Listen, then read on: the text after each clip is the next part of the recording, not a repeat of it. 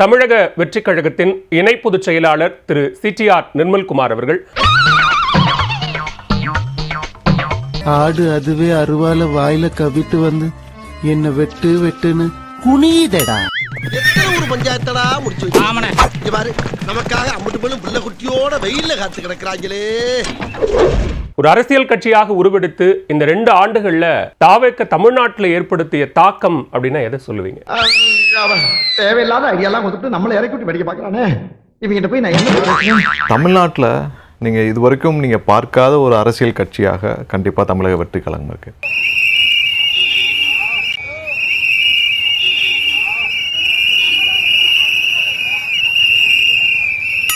எழுபது வருடம் யாரும் கொடுக்காத ஒரு நம்பிக்கை எங்கள் தலைவர் வந்து ஒரு 2 ஆண்டுகளில் கொடுத்துருக்கிறாருன்னா கண்டிப்பாக இது ஒரு பெரிய மாற்றத்திற்கான முதல் படியாக தான் நாங்கள் பார்க்குறோம். தனக்குள் எந்த மாற்றத்தையும் ஏற்படுத்த முடியாத ஒருவனால் சமூக மாற்றத்தை எப்படி ஏற்படுத்த முடியும்? இவன் வேற என்னை ரொம்ப டார்ச்சர் பண்றான். இந்த 2 ஆண்டுகள்ல ஒரு கொள்கை எதிரி, அரசியல் எதிரி அப்படின்னு 2 எதிரிகளை அறிவித்து விட்டு களத்துக்கு வந்தீங்க. அப்போ களம் உங்களுக்கு சாதகமா மாறி இருக்கு அப்படின்னு பாக்குறீங்களா? இல்லை, கண்டிப்பாக மாறி இருக்கு. எங்க இருக்குது? நீங்க தான் சொல்லிட்டே தெரியுங்க. தேர்தலுக்கு இன்னும் ரொம்ப குறைவான காலம் இருக்கு. நீங்க சொன்ன மாதிரி ஒரு கட்டமைப்பை உருவாக்கணும்.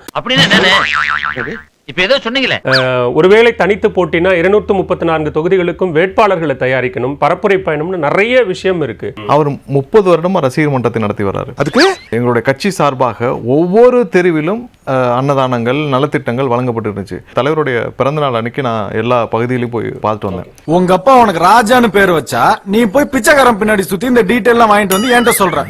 என்னுடைய கண்கூட அனுபவத்துல பார்த்த சொல்றேன். ஒவ்வொரு வீட்டிலும் எப்படின்னா அவரை வந்து ஒரு தம்பியா, அவங்க வீட்டுல சொந்த அண்ணன் மாதிரி இல்ல அதை விட எல்லாம் மேல வந்து ஒரு மாமா, இப்படிதான் எல்லா வீட்லயும் பாக்குறாங்க. நான் ஒரு 15-16 வருஷமா டிராவல் பண்றோம். பல தலைவர்களோட எந்த பரதேசி அந்த மாதிரி பேசி இருக்கிறோம். இதுவரைக்கும் இல்லாத அனுபவம், எல்லாருக்குமே இது புதுசா இருக்கு. என்னடா சொல்ற? நான் என்ன கேட்கிறேன்னா, இது எல்லாமே வாக்குகளாக மாறும், இவர்கள் எல்லோரும் தாவேக்காவுக்கு வாக்களிப்பார்கள் அப்படிங்கிற நம்பிக்கை ஏற்பட்டிருக்கான்னு கேட்கிறேன். ஒவ்வொரு விஷயத்தையும் மக்கள் இன்னைக்கு கண்கூட பார்த்துட்டு வர்றாங்க. அவங்களுடைய சொந்த கட்சியாக நினைக்கிறார்கள்.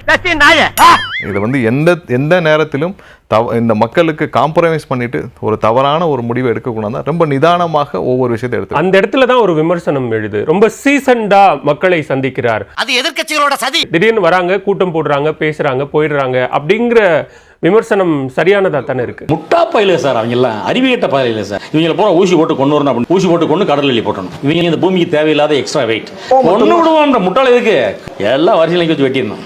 எவனும் தேவை. இப்போ நீங்க மற்ற கட்சியெல்லாம் முத நாள் வந்து அப்ரூவல்லாம் கிடையாது, இன்டிமேஷன் மட்டும் கொடுத்துட்டு நாளைக்கு வர்றாங்கன்னு சொல்லிட்டு திரு எடப்பாடி அவர்களோ இல்லை மற்ற பாரதிய ஜனதா கட்சியோ இல்லை மற்ற எந்த கட்சியாக இருந்தாலும் நடத்திக்கிட்டே தான் போகிறாங்க. பட் எங்களுக்கு மட்டும்தான் 30 நாட்களாக எங்களுடைய நிர்வாகிகள் போராட வேண்டியிருக்க ஒரு நிகழ்ச்சியை நடத்துறது. சும்மா போய நீ என்ன வேணாலும் சொல்லுவியா? அதை போராடி நெருக்கடின்னு சொல்றீங்களா? அது கடுமையான நெருக்கடி. பிரதான எதிர்க்கட்சியான அதிமுகவுக்கும் அல்லது மத்தியில் ஆட்சி செய்கிற பாஜகவுக்கும் கொடுக்காத ஒரு நெருக்கடியை தாவேக்காவுக்கு கொடுக்க வேண்டிய அவசியம் அரசுக்கு என்ன வந்துச்சு? இல்ல, அவர்களுடைய பயமே நாங்க மட்டும் தானே. மோஸ்ட்லி மூக்கு சளி. யாரா இந்த ஜோக்கர்? பயந்துட்டாங்கன்னு சொல்றீங்க? கண்டிப்பாக பயந்துருக்கிறார். பயந்துட்டேன்னு ஒத்துக்குப்பா, இல்லன்னா 2 மணி நேரம் பேசிய கொள்ளுவா. 2 மணி நேரமா? மாமா பயந்துட்டோம். உங்களுடைய கொள்கை எதிரியான பாஜக அங்க இருக்காங்க. அங்க அந்த விமர்சனத்தை வந்து ரொம்ப மென்மையாகவும், ஆளும் திமுக மீதான விமர்சனத்தை ரொம்ப கூர்மைப்படுத்துறதுலயும் இருக்கக்கூடிய பாரபட்சம் என்ன? எல்லாம் ஒரு உள்நோக்கம் தான். மனிதாபிமானம் தான் மாப்பிள்ளை. எங்களுக்கு வந்து மற்றவர்கள் பற்றி எங்களுக்கு களத்தில் நாங்கள் கவலை இல்லை. ஆனால் இன்று திமுக கண்டிப்பாக அகற்றப்பட வேண்டும், முதலாவதாக அகற்றப்பட வேண்டும். நான் இருக்கும் போதே சுத்தப்பன அறுத்துருவியா நீ? மற்றவர்கள் யாரும் இன்னைக்கு வந்து மக்கள் ஒரு 10-15% கூட அவர்களுக்கு ஆதரவாக இல்லை. நான் சொல்றது பாரதிய ஜனதா கட்சியும் அதை ஒட்டி இருக்கிற கட்சிகளும் சேர்த்து. களம் வந்து அதிமுக திமுக தான் இருக்கு. அப்படி இருக்கக்கூடிய ஒரு சூழ்நிலையில இவங்க வந்து அதை திமுக வெர்சஸ் தாவேக்கன்னு சொல்றது நகைப்புக்குரியதா இருக்குங்கிறாங்க அதிமுக தலைவர்கள். பிரச்சனை நமக்கு அந்த ஓட்டலகாரங்க தான். இந்த மஸ்கிட்டோ மதி நடுவுல பூந்து ஆட்டின்றான். அதிமுக களத்திலிருந்து போயே வந்து 5-6 வருஷம் ஆயிடுச்சு. அது அவ்வளவுதான், டைம் முடிஞ்சது. வா. அவர்களால் அவருடைய கட்சிகள் சம்பந்தப்பட்ட முடிவுகளை அவர்கள் எடுக்க முடியாமல் இருக்கும் பொழுது அவர்களை பற்றி நாம ஏன் அதிகமாக பேசி நம்மளுடைய நேரத்தை வீணடிக்க வேண்டும்? நம்ம இன்னும் மக்கள்கிட்ட சந்திக்க வேண்டிய விஷயங்கள் நிறைய இருக்கு. நீ தள்ளி கிழிச்ச காத்துல தள்ளிக்கிட்டு இருக்க. இப்போ அதிமுகவை ஒரு வீக்கெண்ட் ஃபோர்ஸா பாக்குறீங்க, அவங்கள விமர்சிக்க வேண்டிய அவசியம் இல்லைங்கிறீங்க. பாஜகவை விமர்சிக்கிறதுல என்ன பிரச்சனை? உங்களுடைய கொள்கை எதிரி, அவங்க இங்க கூட்டணியில் இருக்காங்க. எந்தெந்த இடத்துல கொள்கை ரீதியாக தடுத்து நிறுத்த வேண்டுமோ கண்டிப்பா எங்க தலைவர் முதல் நபராக அந்த தடுத்து நிறுத்துற இடத்துல கண்டிப்பா இருப்பார். இப்ப கொள்கை ரீதியா ஒரு விமர்சனம் வரும்போது தயங்க மாட்டோம்னு சொல்றீங்க. கண்டிப்பா. உதாரணத்துக்கு திருப்பரங்குன்றம் விவகாரம் தொடங்கி எல்லா கேமராவும் ஓடிக்கிட்டு இருக்கு. ஆமா, எல்லாம் தான் ஓடுது. சமீபத்தில் வந்த ஜனநாயகன் பிரச்சனைக்கு கூட எதிர்க்கட்சி தலைவர் ராகுல் காந்தி தொடங்கி முதலமைச்சர் தொடங்கி தமிழ்நாட்டில் இருக்கக்கூடிய எல்லா அரசியல் தலைவர்களும் பேசிய பிறகும் கூட தாவேக தரப்பில் இருந்தோ அல்லது தலைவர் விஜயோ ஒரு குரலை கூட பாஜகவை நோக்கி எழுப்பல அப்படின்னு சொன்னாங்க. திருப்பூர் விஷயமாக உடனடியாக அடுத்த நாளே எங்கள் தரப்பு கருத்துக்களை உடனடியாக தெரிவிச்சோம். என்னன்னா, இந்த விவகாரத்தில் பாரதிய ஜனதா கட்சியும் அதை சார்ந்த ஒரு சில இயக்கங்களும் அங்கே மொபிலைஸ் பண்ணது தவறு. இதை அன்னைக்கே சொல்லிட்டோம். பட்டும் படாமல் பேசுறேன். எங்க தலைவருக்கு என்னைக்கும் எந்த தயக்கமும் இது கிடையாது. ஆனா விமர்சனங்கள் அப்படித்தான் வருது. பாஜக குறித்து ரொம்ப கவனமா பேசாம தவிர்த்துறாரு, விமர்சிக்க மாட்டேங்கிறாரு அப்படின்னு தான் சொல்றாங்க. இல்ல, எங்களுடைய தலைவருடைய வார்த்தைகள் மிகவும் நாகரிகமாக இருக்கும்.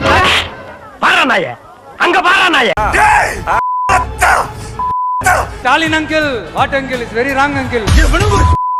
என்ன மாதிரி இருக்காங்க? வெயிட் பண்றோம், நான் நேர்ல வரேன்டா. ஒவ்வொரு சொற்களும் நாகரிகமாக இருக்கும். அதை வைத்துக் கொண்டு இவர்கள் சொல்லலாம். ஒண்ணும் இல்ல, அப்படி ஒரு உதாரணமா சொல்லணும்னா கேரளா, தமிழ்நாடு மாதிரியான மாநிலங்கள்ல இருக்கக்கூடிய ரேர் கனிம வளங்களை எடுப்பதற்கான ஒரு காரிடார் போடுறாங்க. இப்ப அது தொடர்பா தாவேக தரப்புல இருந்து எந்த ஒரு எதிர்ப்பும் வரலையே. கண்டிப்பா பதிவு தெரிவிச்சிருக்காங்க. சஸ்பென்ஸ். 2 நாளைக்கு முன்னாடி அதுக்கான எதிர்ப்புகளை தெரிவித்து எங்களுடைய செய்தியாளர் சந்திப்பில் அதை எதிர்க்கிறோம். கண்டிப்பாக தமிழகம் மட்டுமல்ல, எங்கிருந்தும் இந்த தாது மணல் கொள்ளைகளை இங்கிருந்து திருடப்படுவதை அனுமதிக்க முடியாதுன்னு சொல்லி நான் பார்க்கல. நல்லதா போச்சுப்பா. சத்தியமா நான் பார்க்கல. போங்கடா, அதை ஏன்டா கூப்பிட்டு சொல்லிக்கிட்டு இருக்கீங்க? இப்ப நீங்க பாஜக மிரட்டி இங்க ஒரு கூட்டணியை உருவாக்கி இருக்கிறது, அதுல அதிமுகவும் மற்ற கட்சிகளும் இருக்கிறாங்கன்னு சொல்லும்போது இதற்கு எதிர்வினையா திமுக என்ன சொல்லுது அப்படின்னா, தாவேக்கவையே பாஜக மிரட்டி தான் திமுகவுக்கு எதிராக பேச வைக்கிறது, பாஜக தாவேக்கவை ஏற்கிறதே பாஜக தான் அப்படிங்கிறாங்க. கண்டு விட்டாலையா, சூச்சமத்தை கண்டு விட்டாலே. அவர்கள் எங்க தலைவர் மீது எந்த குறையும் சொல்ல முடியவில்லை. அதனால தேவையில்லாத இந்த மாதிரி குறைகள்லாம் சொல்றாங்க. நீ யாருன்னு அவனுக்கு தெரியும், அவன் யாருன்னு உனக்கு தெரியும், நீங்க 2 பேரும் யாருன்னு இந்த உலகத்துக்கே தெரியும். எதுக்கு இந்த தேவையில்லாத விளையாட்டுக்கெல்லாம்? ஒரு பக்கம் ஆட்சியில் பங்கு, அதிகாரத்தில் பங்குங்கிறத அறிவிச்சிட்டீங்க. சூழல்ல ஏன் தாவேக்கவை நோக்கி எந்த கட்சியுமே வரல? ஏன்னா நம்ம லட்சணம் அவங்களுக்கு தெரியும். கூட்டணி வருகிறார்களோ இல்லையோ, எங்களுடைய தலைவருடைய பாலிசியில் எந்த மாற்றம் இல்லை. கட்சி ஆரம்பிக்கிறதுக்கு முன்னாலே இவ்வளவு பெரிய ஓட்ட, இதை எப்படா நீ அடைக்க போற? எதிரி அப்படிங்கறத பிக்ஸ் பண்ணிட்டு வந்ததுனால ரொம்ப கூர்மையா திமுகவை பாக்குறீங்களா? இப்ப இன்றைக்கு பேசுகிற போது புதிய எதிரிகள் வந்திருக்கிறார்களே அப்படின்னு கேட்கும் போது என்ன சொல்றாருன்னா, நான் யாரையும் எதிரிகளாக பார்க்கல, எல்லோரையும் நண்பர்களாகத்தான் பார்க்கிறேன், நான் அவங்களுக்கும் மரியாதை கொடுக்கிறேன் அப்படிங்கிறாரு. எங்களுடைய தலைவர் யாரையும் எதிரியாலாம் பார்க்கல, தமிழ்நாட்டுக்கு எது நல்லதுன்னு பார்த்தார். அப்ப இன்னைக்கே பெட்ரோல் வாங்கி மொத்த பேரும் கொளுத்திர வேண்டியதா? பல முறை சொல்லியாச்சு, இவர்கள் தான் கொள்கை சம்பந்தப்பட்ட எதிரிகள், இவர்கள் தான் அரசியல் சம்பந்தப்பட்ட எதிரிகள், இவர்கள் இருவரும் இல்லை என்றால் தமிழகம் நல்லபடியாக இருக்கும் என்பதை தான் எங்களுடைய தலைவர் வகுத்த பாதை. கொள்கையை பத்தி பேசுறாங்க. நாடே அமைச்சர் எடுத்து போச்சு. சிபிஐ விவகாரத்திலயோ அல்லது ஜனநாயகன் விவகாரத்திலயோ அப்படி ஒரு அழுத்தம் தாவேக்கவுக்கு இருக்கு. அதன் மூலமாகத்தான் மிரட்டி பணிய வைக்க பார்க்கிறார்கள் வரும்போது, அதாவது மக்கள் அனைவரும் யாரை முதல்வராக பார்க்க ஆரம்பிச்சுட்டாங்களோ எல்லா தரப்பிலிருந்து எங்களுடைய தலைவருக்கு அழுத்தங்கள் பல வருடங்களுக்கு முன்பே வர ஆரம்பிச்சு. இவன்லாம் ஒரு லீடர், இவனுக்கு 2 ஒரு பொதுவெளியில பேசுறதுக்கு ஒரு செய்தியாளர் சந்திப்பு நடத்துவதில் என்ன சிக்கல் இருக்கு? இதுக்கு பேர் என்ன தெரியுமா? ஆற்றாமையின் வெளிப்பாடு. சொல்ல போனாக்கா இதுக்கு பேர் அச்சம்னு சொல்லுவாங்க, பயம். என்ன நான் கேக்குறேன், திரு நிர்மல்குமார் கண்டிப்பா சொல்றாரு, இல்ல என்னன்னா ஒண்ணு ஏன் செய்யக்கூடாது? ஃபிளாஷ்பேக். இவனுங்கெல்லாம் போர் வீரர்கள். இது இப்படி பண்ணாதான் நீங்க கட்சியில தலைவராக இருக்க முடியும், இல்ல இப்படி பண்ணாதான் நீங்க முதல்வராக இருக்க முடியும், இப்படின்ற பெஞ்ச் மார்க் கண்டிப்பாக நம்மளா பிக்ஸ் பண்ண பெஞ்ச் மார்க் தான். தேவையான பொழுது கண்டிப்பாக. இப்ப பிரைமரி எதிரியா நாங்க திமுகவை பாக்குறோம், அதனால திமுகவை விமர்சிக்கிறோம். களத்துல இல்ல அதிமுக விமர்சிக்கல, கொள்கை எதிரியே தேவைப்படும் போது நாங்க பாஜகவை விமர்சிக்கிறோம்ன்றீங்க. நாம் தமிழர் களத்துல இருக்கிறாங்க, கடுமையான விமர்சனத்தை தாவேக்க மேல வைக்கிறாங்க.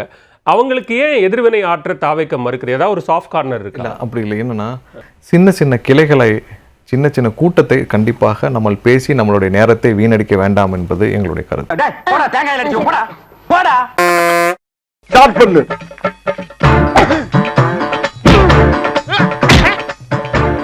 இங்கிட்டு வா. அப்படியா படைக்கலடி மண்டையில மட்டும் அடிச்சிடாத, குலக்கேசல் உள்ள போயிருவேன். சரியா? உங்க வீட்டு பிள்ளையா நினைச்சு எல்லாரும் என்னை மன்னிச்சிருக்க.